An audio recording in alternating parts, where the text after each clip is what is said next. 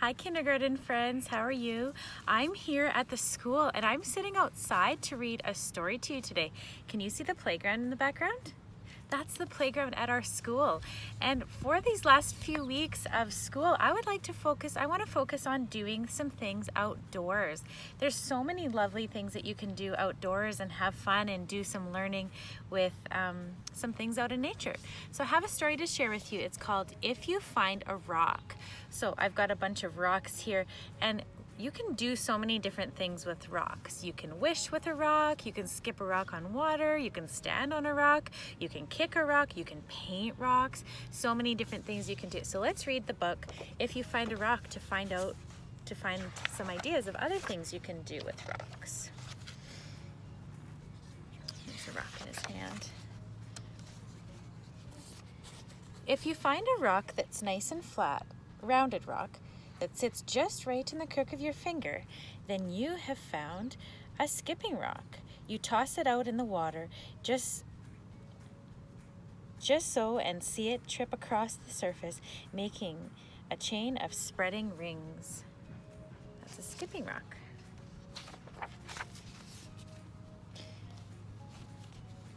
Maybe you find a rock of a soft white rock, a rock that feels dusty in your fingers.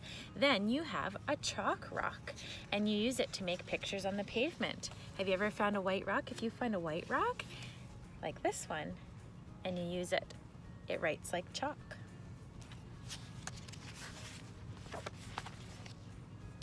Or maybe you might find a big mossy rock by the side of a long steep trail. Then you have found a resting rock.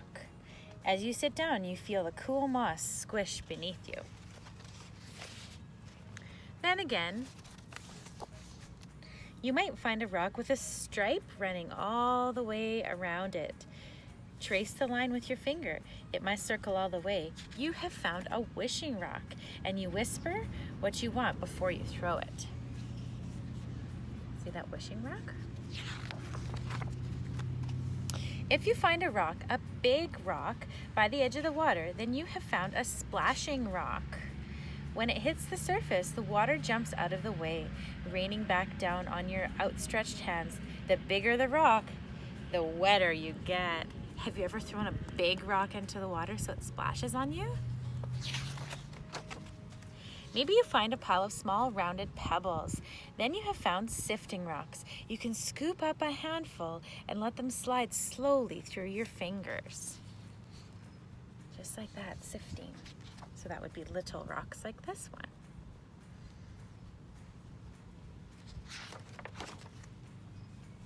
Or you might find a rock whose water smooth surface catches your eye. It feels easy in your hand. When you rub it, then you have found a worry rock. You rub it in between your fingers and your troubles are smoothed away. Then again, you might find a rock sitting in a grassy field. Push it over. You have found a hiding rock. And in the cool, dark underside live all kinds of things that creep and crawl and hide out of sight. So you might find bugs, you might find worms. If you find a rock, a great rock that towers over you, then you have found a climbing rock. Hold on with your toes and fingers. Grip it hard as you stretch up and pull until you reach the top, where you feel much grander than you did on the ground. Look at that, climbing rock. Maybe you will find a twisting line of rocks sticking up out of a creek. Then you have found crossing rocks, which wait to meet your feet as you pass over the water rushing away all around you. Or you might find a rock with a print of something else in it. Can you see that print in there?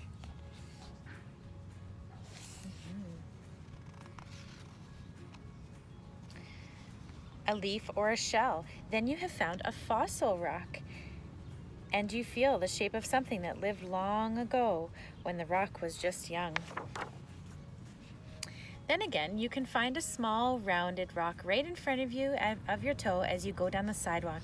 You have found a walking rock, and you kick it ahead of you and let it lead you home. Have you ever walked and kicked a rock along the way? Yeah, that's one of my favorite things to do with a rock. If you find a rock, but you like it anyway, a rock that's, if you find a rock that's not a skipping rock, or a chalk rock, or a resting rock, or a wishing rock, that's not a splashing rock, or a sifting rock, or a worry rock, or a hiding rock, that's not even a climbing rock, or a crossing rock, or a fossil rock, or a walking rock, but you like it anyway because it reminds you of a place, or a feeling, or someone important, then you have found a memory rock. And sometimes those are the best rocks of all. There you go. So kindergarten friends, there's so many things that we can do with a rock.